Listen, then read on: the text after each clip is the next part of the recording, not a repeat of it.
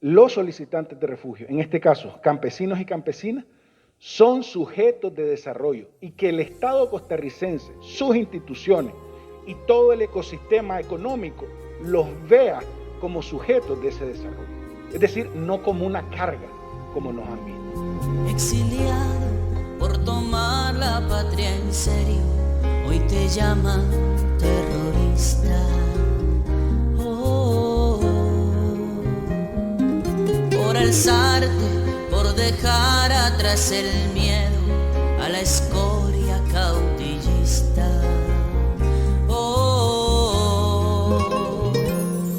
A marcharte de tu patria te obligaron, tantos sueños te truncaron, tu familia se quedó. Y llorando con la bandera en los ojos, lágrimas de amor y enojo, prometiste regresar.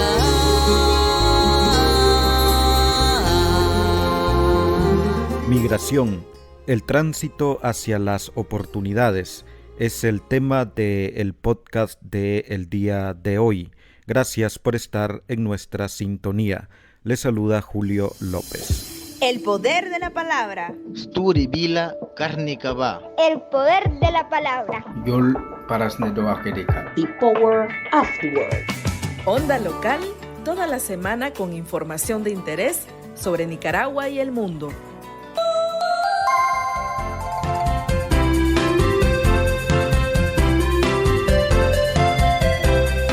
Estás en sintonía de Onda Local Informa, gracias a Radio Voz, a Radio La Costeñísima, a Radio Juvenil, a Radio Camuapa, a Radio Darío y a Radio República por la retransmisión de el podcast Onda Local Informa. Esta semana se realizó en San José, Costa Rica, el foro Migración, el tránsito hacia las oportunidades, que busca establecer un acercamiento entre organizaciones que trabajan en la cooperación al desarrollo local y que abre ventanas de oportunidades para la población migrante nicaragüense. Este foro fue organizado por la Asociación Centroamericana para el Desarrollo y la Democracia, Red Local. Durante este foro, el profesor Alberto Cortés de la UCR compartió o caracterizó la migración histórica de nicaragüenses hacia Costa Rica. Escuchemos parte de su intervención.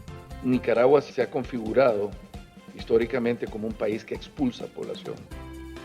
La expulsa por diversas razones. Algunas son de carácter económicas y otras han sido sobre todo de carácter política. La conflictividad política ha sido un factor de expulsión de población en términos históricos. Y Costa Rica desde muy temprano se configuró como un país no receptor o no solo receptor de migración, sino también atractor de migración.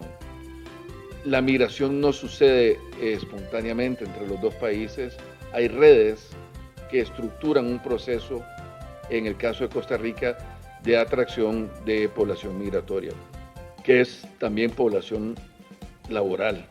Y debo decirles que en el trabajo de investigación que en algún momento yo hice, cuando yo empecé a tratar de seguir el hilo conductor de cuándo empezó esto, por lo menos hay un momento clave en la historia que me remitió a finales del siglo XIX, que fue la construcción del ferrocarril y luego el desarrollo del enclave bananero.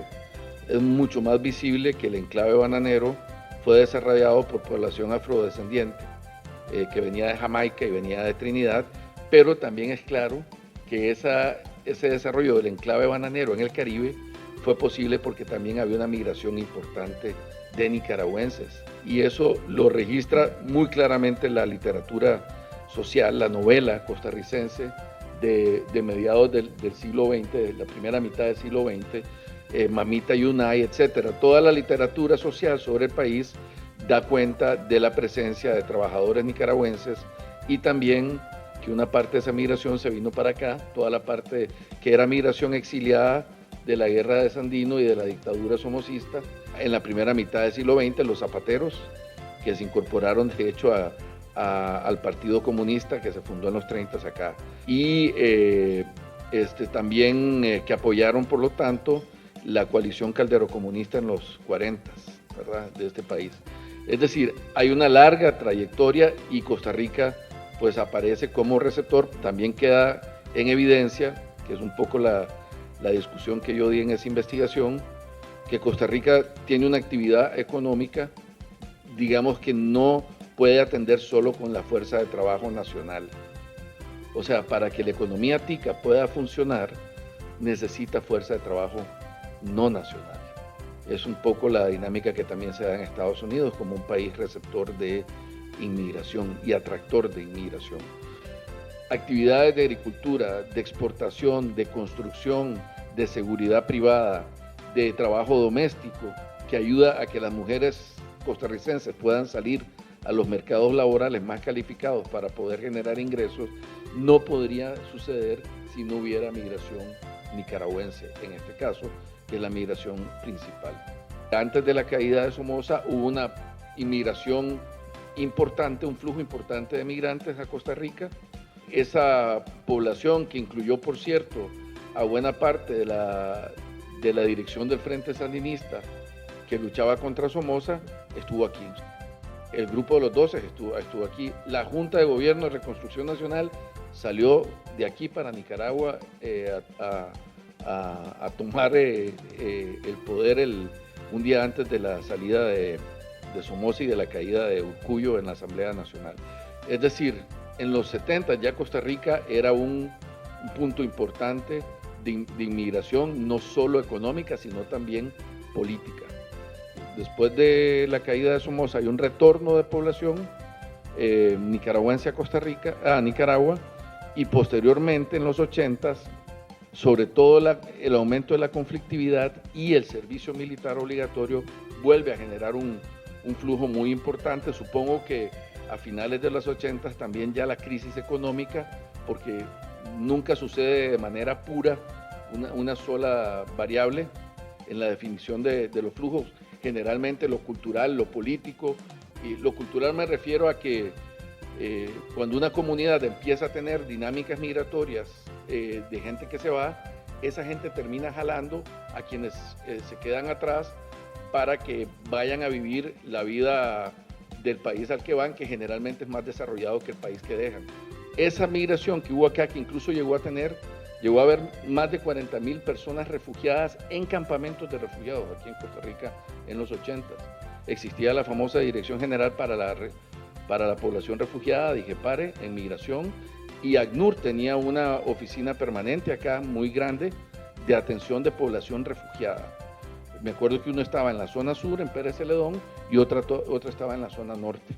Habían 2 grandes campamentos de población refugiada, y aparte de eso, pues había mucha migración de gente indocumentada, de que cruzaron la frontera. Es una frontera, como ustedes lo saben, muy porosa, que permite el paso de migración indocumentada hacia acá. Y de hecho, mucha de la gente, hay gente todavía de esa migración de los 80 que se quedó aquí, que no tiene papeles todavía hoy.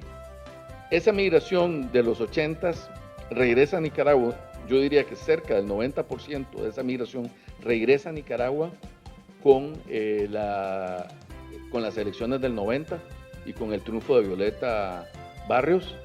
Hubo un periodo corto de regreso, y luego, a partir del 92-93, empieza una nueva dinámica migratoria marcadamente económica, que es la migración que prevalecía hasta el 18. Esa migración básicamente es producida por las transformaciones políticas y económicas que se dan en Nicaragua. Para comenzar, el desarme de la contra y la reducción del ejército.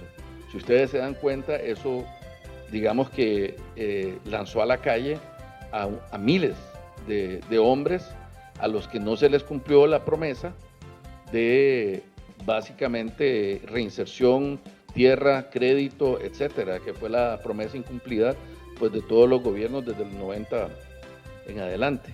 Y además de eso, la crisis económica también empieza a generar una dinámica de expulsión, no solo de hombres, sino también de mujeres. Y empieza a darse un fenómeno de feminización del flujo migratorio. Y de hecho, la migración rural de Nicaragua para acá era más masculina, pero la migración urbana de Nicaragua para acá era más femenina. A Costa Rica le venía bien esa dinámica migratoria. En ese momento Costa Rica estaba haciendo una transformación económica que requería fuerza de trabajo. Toda la orientación de la agricultura, de una buena parte de la agricultura costarricense hacia las exportaciones, se profundiza en ese periodo.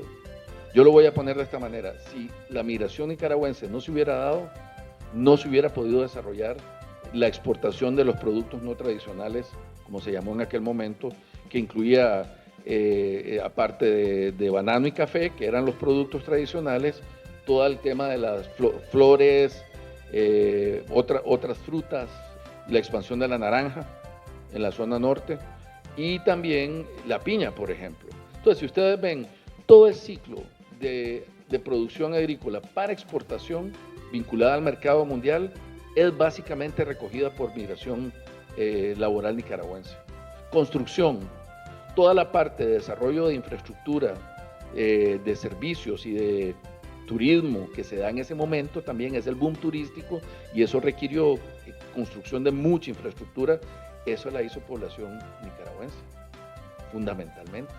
Pero estoy hablando de 80% o más de la gente que trabajaba en la parte más dura era población nicaragüense. Y como lo mencioné, el empleo doméstico, que permitió que las mujeres costarricenses pudieran insertarse en actividades más calificadas.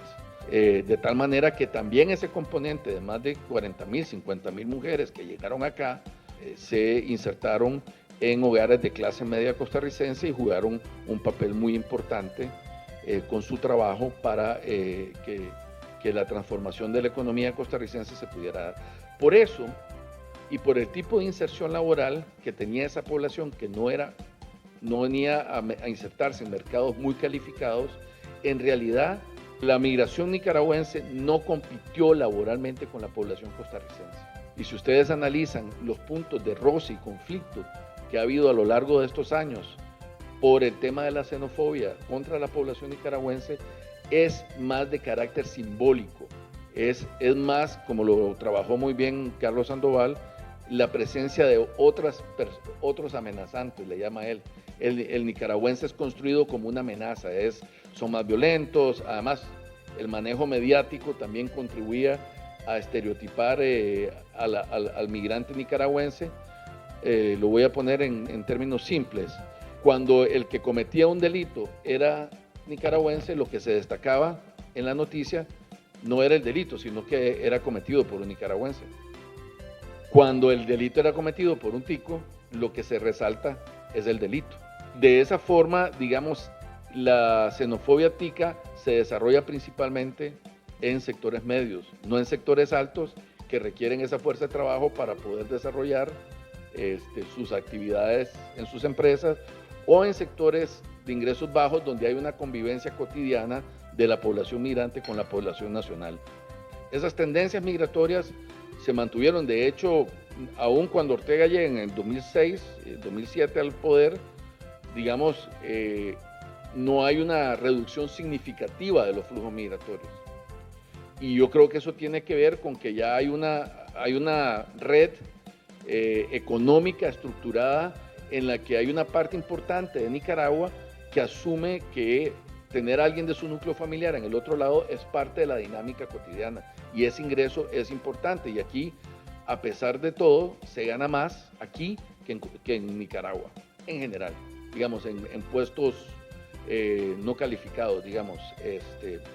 Entonces, ahí ponen el ejemplo de una muchacha trabajando en maquila en Nicaragua, gana mucho menos que como empleada doméstica en Costa Rica. Ese es un ejemplo claro, ¿verdad? Y entonces esa persona puede mandar hasta 60% de sus ingresos en remesa. Ese tipo de situaciones se mantuvieron hasta el 18. En el 18 ya sabemos que con los hechos de abril empieza un nuevo flujo de población migrante más parecida a las de los 70s y los 80s, aunque mezclada, porque se da esto en un contexto muy claro. Del 18 al 20 es migración de carácter político, ¿verdad? Y de persecución. De 2012 a 2015 venían entrando mucho menos de 2.000 personas, digamos. En 2015 entran 2.200, en el 2012 1.167, en el 2013 958, en el 2014 1.384, 2017 pasan a 6.000, interesante que ya algo se venía sintiendo, ¿verdad? Porque yo digo que al final del día la migración te permite ver lo que está pasando en la sociedad de la que viene la población migrante. Es un buen proxy, es un buen indicador o síntoma de lo que está pasando en la sociedad de origen. En el 2018 saltamos de 6.000, poco más de 6.000 a 28.000 solicitudes. Estas son solicitudes de refugio. En el 2019 se salta de 28.000 a casi 40.000. Cae en el 2020 por la pandemia y el cierre de fronteras que hubo, y en el 2021 se salta a 59.000, o sea, se pasa de 39.000 en el 19 a 59.000 en el 21. Y bueno, en el 2022 ya en el momento en que tengo los datos, llevan por 5.350 personas. A eso o sea, en total, en estos años han pedido refugio más de 161.000 personas, y el grueso de esos refugios se han solicitado, de los 160.000, más de 140.000 se han solicitado en los últimos 4 años. Evidentemente, esta migración tiene una motivación política, aunque también la crisis económica está pegando. A esto yo debo agregar que hay un flujo migratorio ahora mayor hacia Estados Unidos.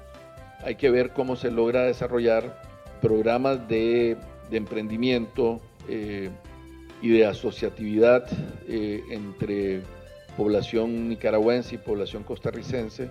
Voy a decir un elemento que no había dicho, y es que esta migración de refugio es más calificada que la que históricamente había venido por razones económicas.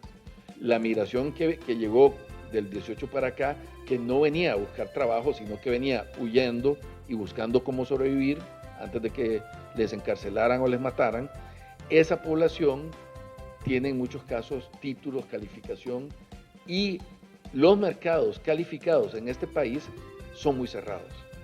Me duele muchísimo, pero pienso en el área de la salud.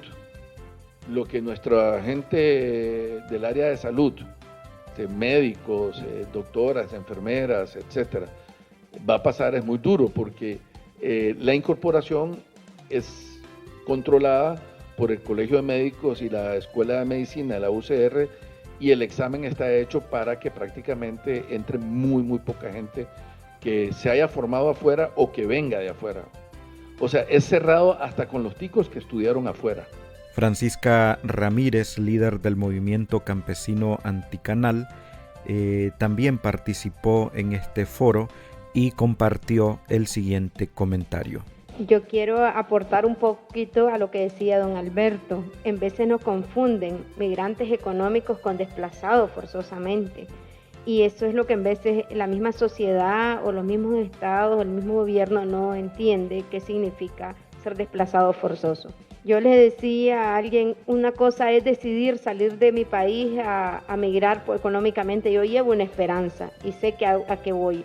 O si voy a pasear, yo me lleno este bolso de dinero y sé que voy a comer, que voy a pagar un hotel, que voy a tener gasto, a salir sin nada. O sea, y tener tus bienes en un país, tus tierras, y salir a otro lugar donde no sabes para dónde vas, qué te va a pasar, cómo es el sistema. Y le voy a decir, para la gente que somos desplazados forzosamente a 2, 3 años de estar en el exilio, no entendemos todavía cómo realmente es la situación. Casualmente, en este desplazamiento forzoso hay muchas personas mayores de 35, 40, 50 años.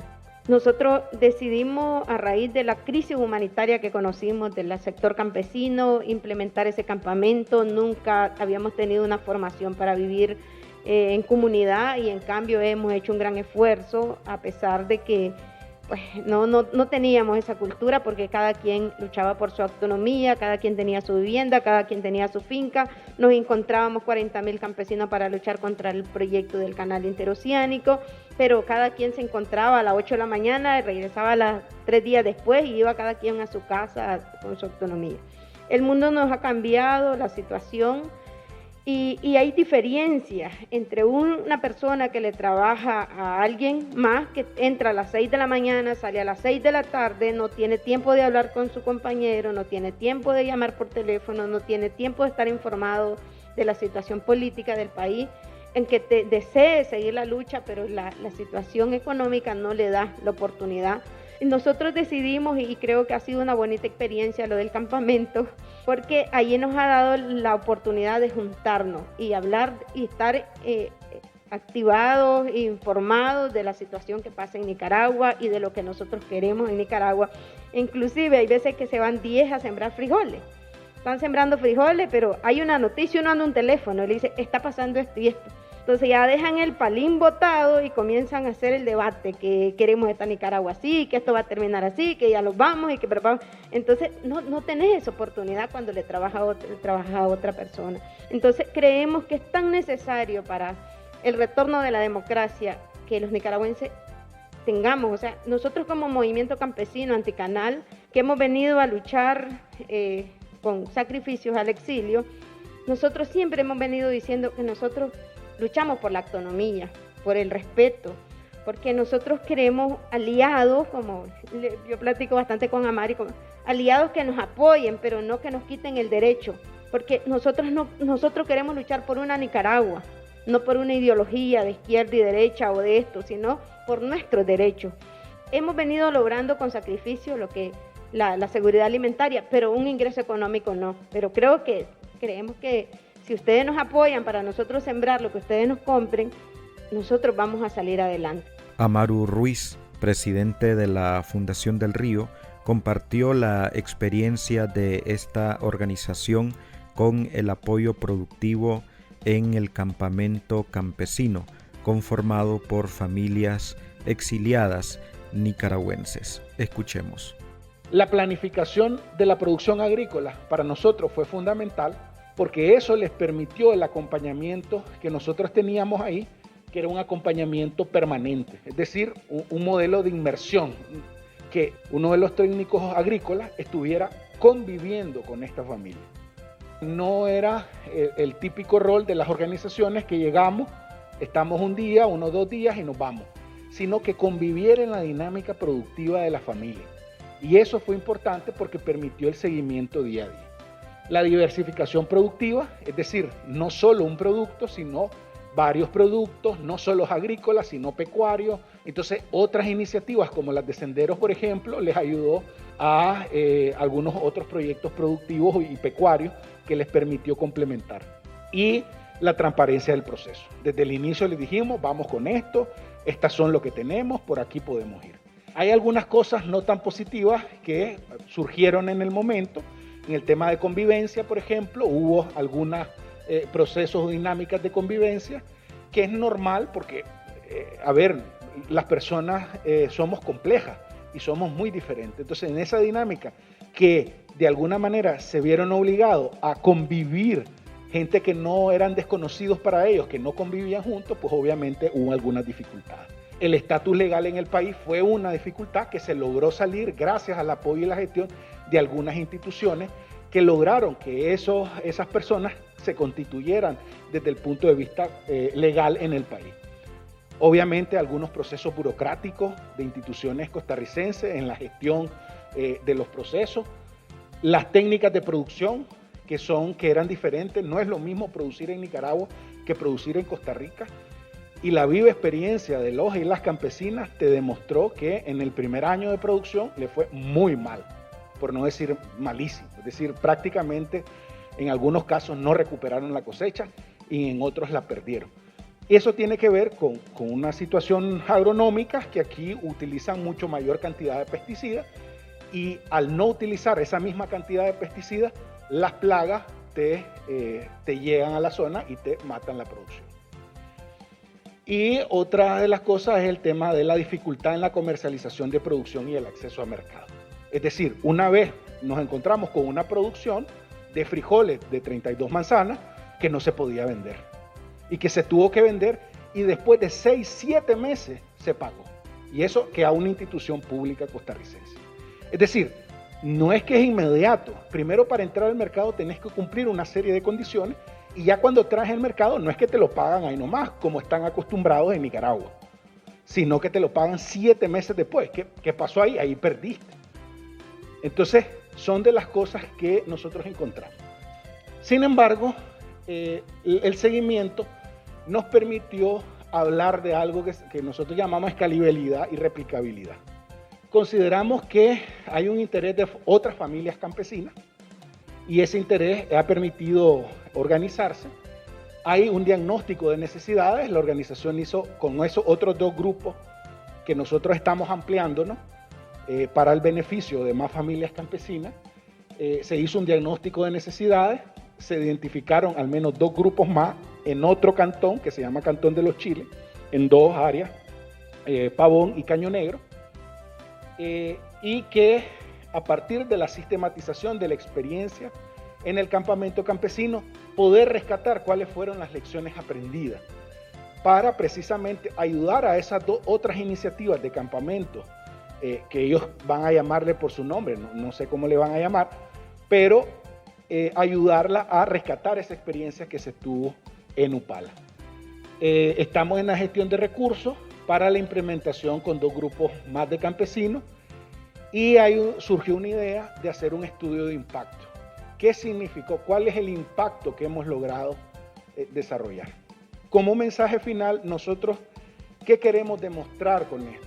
Que los solicitantes de refugio, en este caso campesinos y campesinas, son sujetos de desarrollo y que el Estado costarricense, sus instituciones y todo el ecosistema económico los vea como sujetos de ese desarrollo.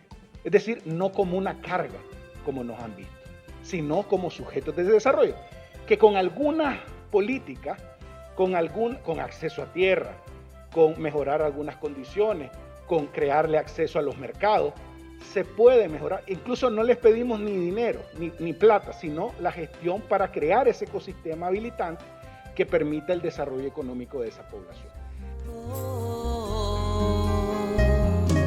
Tus hermanos siguen desde el cielo atentos, esta lucha no ha acabado.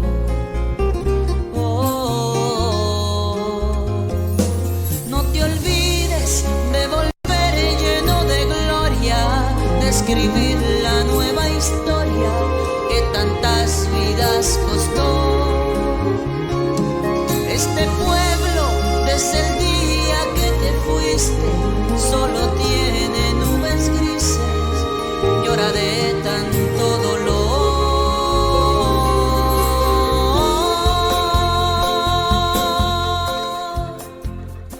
Una de las esperanzas a partir del desarrollo de este tipo de iniciativas es que podrá facilitar el retorno de la población refugiada y solicitante de refugio en Costa Rica en mejores condiciones hacia Nicaragua, es decir, una población que pueda regresar al país más capacitada y con nuevas experiencias en términos de su calificación profesional. También es importante destacar algunos de los elementos que estuvieron presentes en este foro, como el hecho de que todavía hace falta sensibilizar y capacitar al funcionariado público de Costa Rica con relación a los derechos de la población solicitante de refugio y facilitar los trámites para la legalización de algunas iniciativas de emprendimiento, porque quienes participaron en este foro refieren que todavía hay mucha burocracia en poder establecer este tipo de trámites para formalizar un negocio o un emprendimiento en Costa Rica.